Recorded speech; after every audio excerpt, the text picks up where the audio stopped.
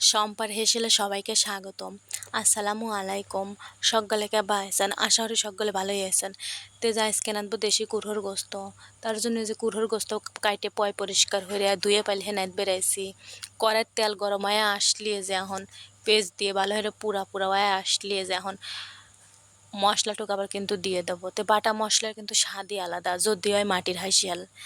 তো এখন এই যে ধুয়ে রাখা গোস্তটুকু কিন্তু আবার দিয়ে দেবো। আর এই কুরহর গোস্ত যত ভাজা হবে তত কিন্তু স্বাদ লাগবে, বেশি ঝোল রাখা যাবে না।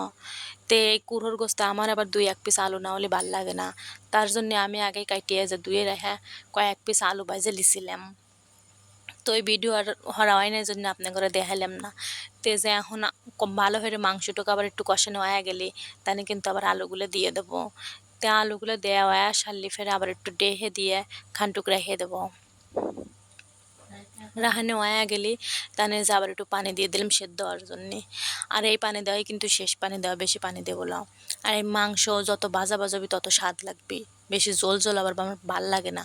এই জন্যে এই দেখেন বেশ ভালো হয়ে কষা হয়ে এই মাংস কিন্তু না দিছি।